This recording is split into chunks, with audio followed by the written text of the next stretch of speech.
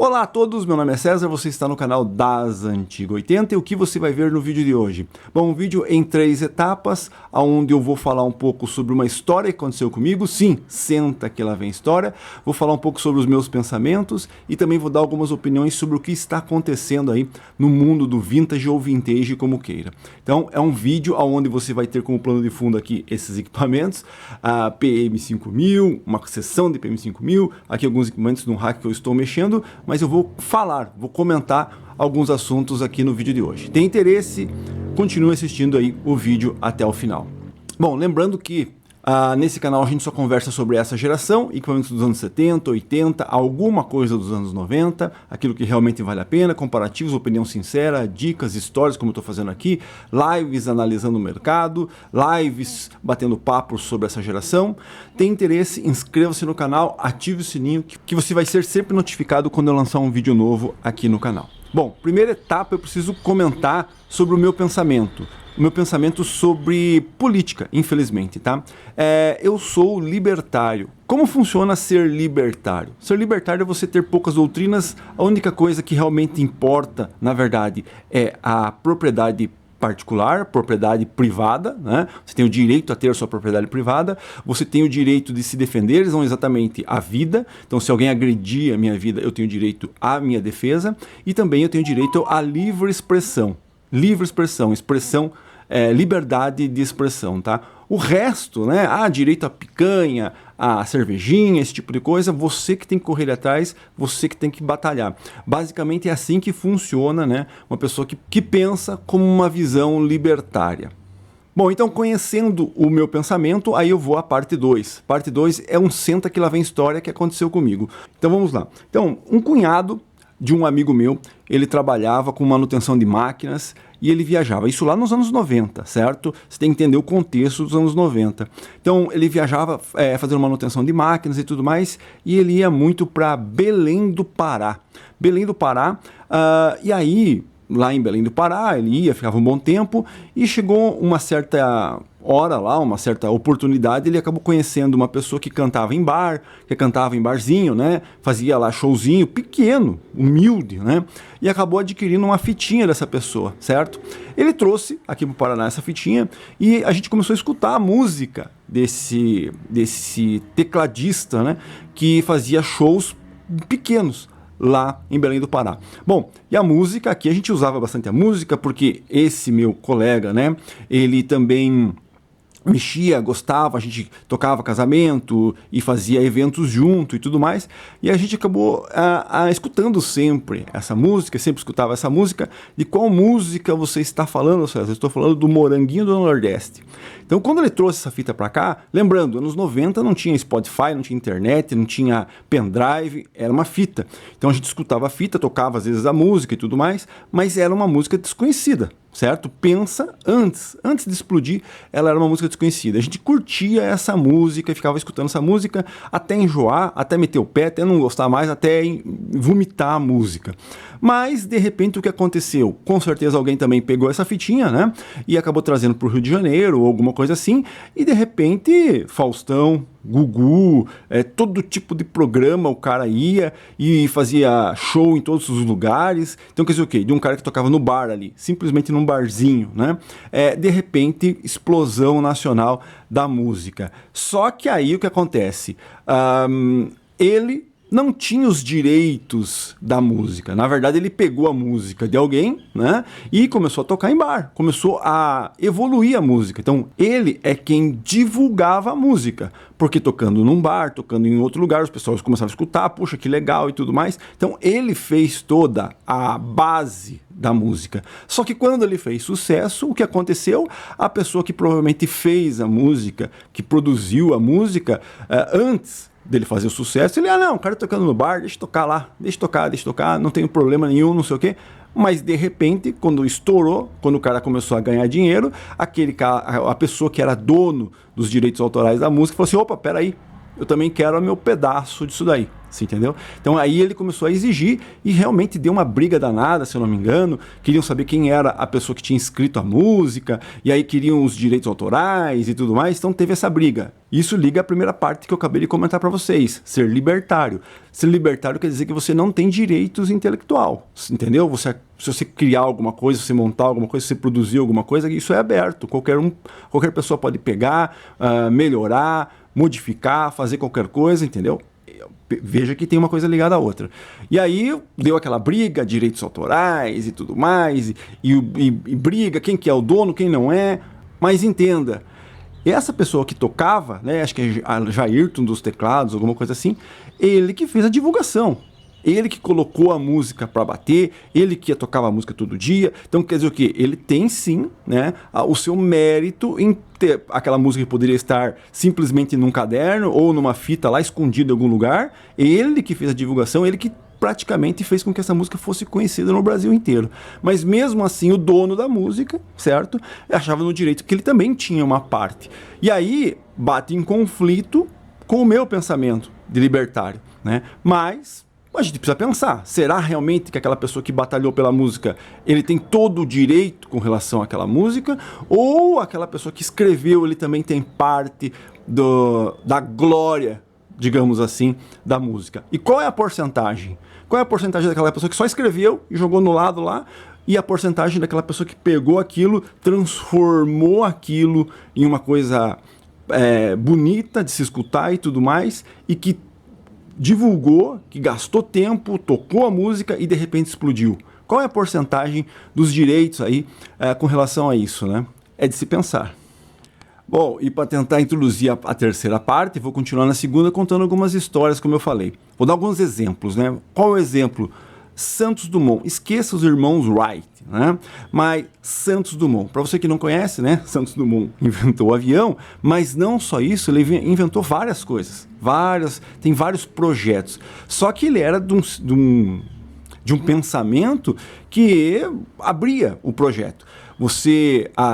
Demoiselle, né, que seria acho que o primeiro, depois 14 bis, teve vários. Nenhum deles estava num galpão escondido, a 7 chaves. Não, era tudo aberto. Lá na França, estava aqui, ó, o pessoal ia lá, olhava como é que ele fez e tudo mais, poderia pegar aquilo e tentar melhorar e tudo mais, então aberto. Certo? Santos Dumont sempre achou que todas as coisas que ele produzia era para a humanidade. E se mais alguém com um pensamento diferente pegasse aquilo e melhorasse aquilo, né, para ele seria um benefício para a humanidade. Mas o que aconteceu lá no caso, né? No caso que, infelizmente, a depressão dele, isso é a história que nos conta, é justamente porque eles pegaram o avião, né, que ele tinha produzido e deixou aberto lá para a pessoa pegar, aprimorar tudo aquilo, e aí usaram aonde? Usaram na guerra. E quando ele começou a ver que aquele projeto, aquela invenção que ele teve começou a ser utilizada para o mal e não para o bem, ele caiu em depressão e tudo mais. Antes ele tivesse patenteado, né? E pelo menos tinha ganhado algum dinheiro com aquilo, né? Mas não, deixou aberto e, infelizmente, a invenção dele foi pro mal. Outros exemplos, né? Hoje você utiliza muito www, só que o inventor do www, né? Ele simplesmente tá aí, ó, tomem.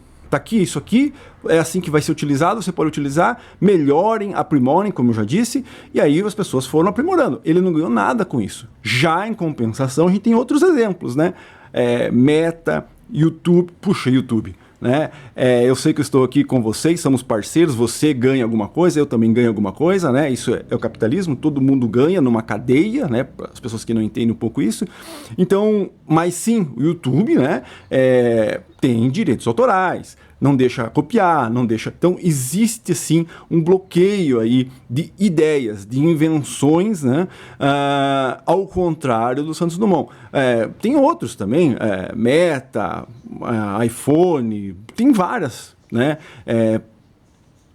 Várias invenções, né? E vou citar, tipo, remédios, né? Puxa, se não fossem as patentes dos remédios, os remédios poderiam ser muito mais baratos e tudo mais, Mas existe esse problema. Esse problema a gente teria que discutir um pouco, né? O que é o direito intelectual, o que é o teu direito do que você inventou e o que não é o seu direito. Mas a gente vive numa sociedade que ainda dá valor ao direito a que a pessoa criou alguma coisa e ela faz a patente e ela tem o direito daquilo. Você vai ter que pagar royalties com relação àquilo, né? E aí entramos no terceiro ato. Qual é o terceiro ato? O que está acontecendo hoje com a IA, inteligência artificial.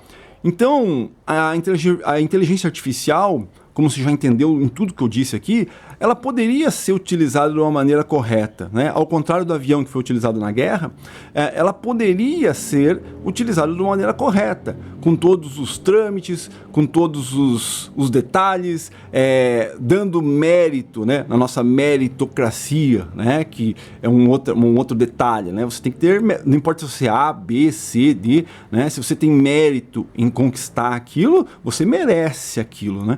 Então, será que realmente a IA não tem que modificar aí como ela está sendo utilizada? Porque assim como o avião, né, ela pode ser utilizada para o mal também, correto? E aí a gente tem que começar a discutir sobre isso. E aí eu volto a um dos pontos de ser libertário, né, o direito à livre expressão, a se expressar.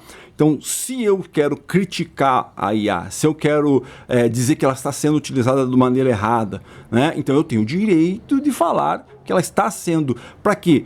Quando você tem várias opiniões, quando você tem várias pessoas opinando, é o que acontece hoje com a internet, você entendeu? Antigamente você só escutava, eu vou mais um senta que lá vem história aqui no meio, então eu lembro que 8 horas da noite, meu avô simplesmente falava assim, calem a boca, sentem aí, brinquem bem quietinhos, por quê? Porque eu vou ligar aqui o Jornal Nacional e vou escutar o Jornal Nacional. Então tudo que o Jornal Nacional falava, lá nos anos 80, para o meu avô, ele dava como certo, e ele se baseava a vida dele naquilo. Correto? Mas hoje você pode ir lá fazer a mesma coisa, sentar em frente ao Jornal Nacional, escutar o que ele tem para falar e depois já abrir outras pessoas falando, aquilo tá errado, aquilo que ele falou não tá certo, mostrando outros pontos. Óbvio, a internet é complicada, né? Tem muitas pessoas que não têm base naquilo que está falando.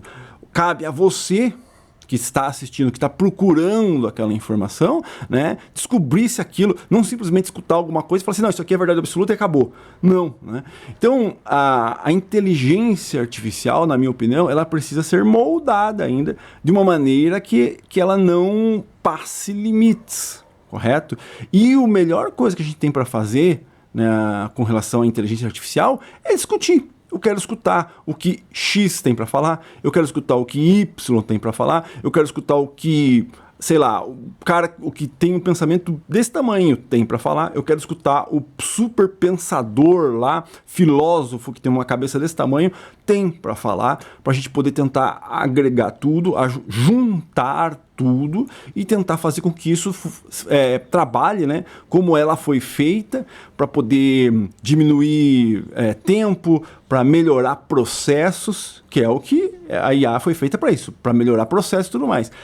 César, mas vai pegar o emprego de X. Cara, a sociedade tem que se moldar aquilo. Você tem que se moldar, não tem como. Óbvio, eu sou a favor também da proteção a algum tipo de emprego, alguma coisa assim. Mas você tem que dar chance das pessoas se moldarem ao que está acontecendo.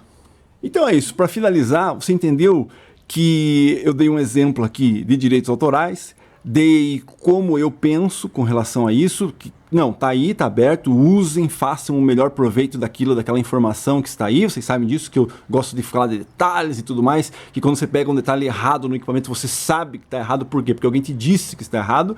Agora, o problema é que a inteligência artificial acaba passando por cima de alguns detalhes. Então, aquilo que a inteligência artificial está te dizendo como verdade absoluta é complicado, porque eu venho aqui, falo, esse botão não é daqui, é daqui, correto? Tenho 1000 visualizações. Aí põe a inteligência artificial. Não, tá aqui, esse aparelho aqui é dos anos 80, mas tem uma plaquinha pendrive.